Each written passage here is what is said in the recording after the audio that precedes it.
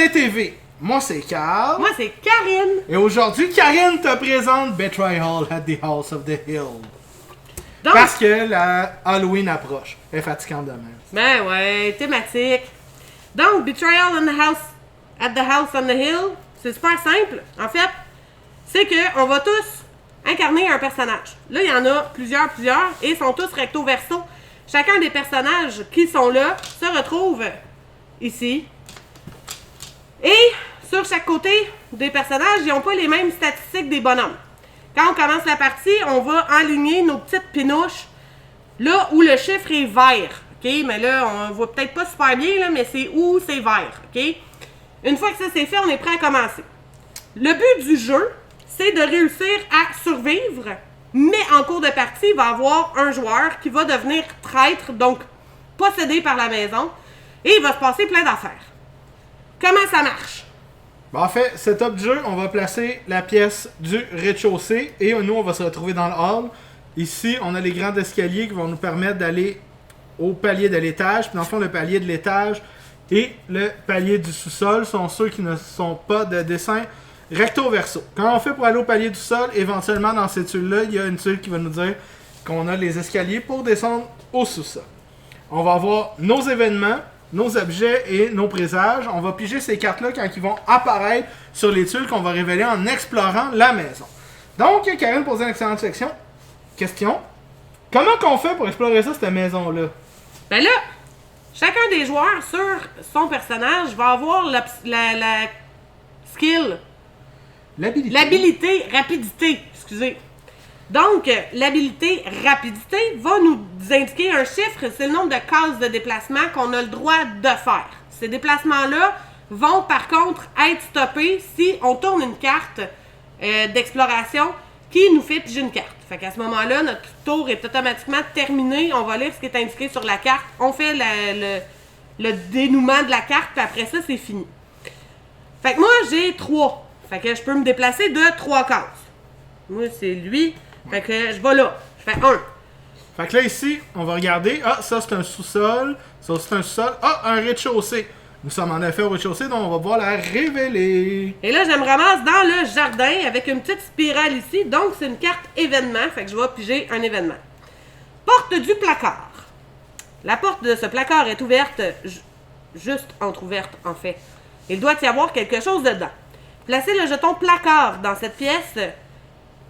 Et là, il faut chercher le jeton placard dans les jetons placards. Une fois, durant son tour, un explorateur peut lancer 2 dés pour ouvrir le placard. Puis là, dépendamment du nombre de succès que je vais avoir, ça va me permettre de trouver des choses ou pas. Et là, mettons que je veux faire le lancer de dés. Ben là, je vais lancer 2 dés.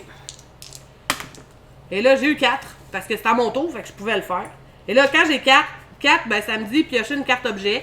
Fait que je vais chercher une carte objet. Là, j'ai trouvé le placard pour lancer. Et j'ai une dague sacrificielle. Parce qu'il est déjà ouvert. Wouhou! OK! Donc, il y a plein de tokens qui sont reliés à plein de cartes. Ça, c'est l'aspect qui est un petit peu peut-être poche du jeu, où il faut vraiment t'es sépares. En tout cas, ça, c'est mon bémol. Ouais, parce que c'est vraiment écrit petit, puis ils sont toutes des mêmes formes, puis comme... En tout cas, fait que c'est plus difficile de trouver ce qu'on veut là-dedans. Donc, parce que ça m'a donné une carte événement, mon tour est automatiquement terminé, même si j'avais deux points de déplacement supplémentaires que je pouvais faire. Ça passe au prochain joueur. Ouh! On s'en va où? On s'en va dans la salle à manger. Puis, il y a un présage. Les présages, c'est les cartes qui vont faire avancer l'histoire. Un fou furieux, compagnon, un fou enragé, en plein délire, la bave aux lèvres. Gagnez immédiatement 2 en force et perdez 2 en santé mentale. Fait que quand ils disent de gagner 2 de force, c'est que je vais aller sur ma petite feuille, puis ici je vais monter 2 steps. Fait que 1, 2. Fait que vous voyez, j'ai passé de 3, puis les 2 steps c'était à 4. Fait que même si c'est 2 de force, je reste à 4. Malgré tout. Puis là, tu perds 2 de santé mentale. Je perds 1 en santé mentale. Ah, excusez. Fait que là, je tombe d'un cran en santé mentale. Les cartes présages, comme je disais tantôt, c'est ceux qui vont faire évoluer l'histoire. Fait qu'à la fin de chaque lecture, on va lancer 6 dés. ces dés-là, dans le fond, le résultat des dés, on veut qu'il soit supérieur au nombre ou égal au nombre de cartes présages qu'il y a en jeu. Fait que présentement, ça prenait 1 ou plus pour réussir. Carl a eu 3. Fait qu'il se passe rien de plus. Mais ça, on est malchanceux. Puis qu'il y a 0, il y a une carte présage en jeu, il aurait dû avoir 1 ou plus. Ben là, à ce moment-là, le déclencheur de fin de partie est arrivé. On va venir prendre le livre du traître.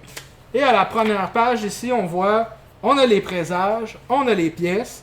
Donc, ça s'est passé dans la salle à manger qui est ici, avec le fou furieux. Donc, on s'en irait ici, puis là, ça va être l'histoire 45 qu'on va faire. Là, on va voir 45, la personne au savoir la plus élevée, sauf celui qui a découvert l'hantise. Fait que ça serait moi, automatiquement. Ouais. Puis là, après ça, ben là, chacun va aller à la page 45. Fait que là, ici, dans le fond, le traître a une certaine tâche à réaliser, puis les joueurs, pour leur survie, doivent réaliser autre chose qu'on va lire. Ils conseillent qu'on va se séparer de pièces, et on lit ça pour pouvoir savoir comment la mécanique du jeu va se terminer. Fait qu'à ce moment-là, le traître a une façon de jouer, les survivants ont une autre façon de jouer, et les deux ne savent pas ce qu'ils ont à faire. Il y a 50 quand même scénarios différents. Donc, il y a un excellent jouabilité au jeu. C'est un jeu à thématique Halloween, c'est un 3 joueurs et plus. Moi, je dirais même plus 4 joueurs et plus, je pense. Ouais, parce que même à 3, il y a certains scénarios qui sont infaisables parce qu'on n'est pas suffisamment de joueurs. Fait que, bref, c'est excellent. C'est vraiment très cool, c'est simple, c'est efficace. C'est du dungeon crawling, là, dans le fond, là, ni plus ni moins. Là, on se déplace, on découvre des nouveaux lieux. On fait ce qui est indiqué sur les cartes.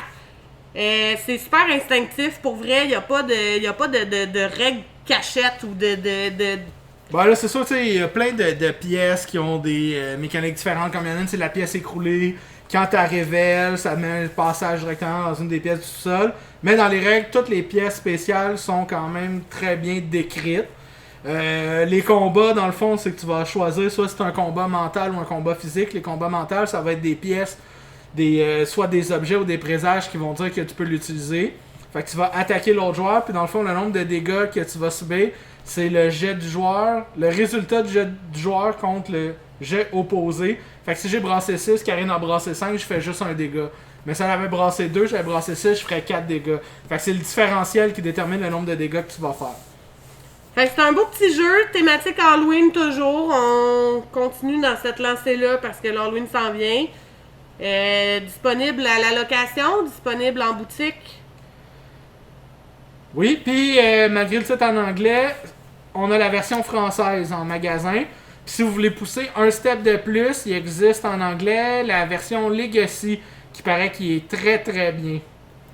Que j'ai chez nous, mais que j'ai encore malheureusement pas joué, fait partie de ma pile de la honte. Là. Un jour, je vais y remédier. Un jour peut-être. Donc, merci d'avoir écouté KDTV. Au plaisir de vous revoir.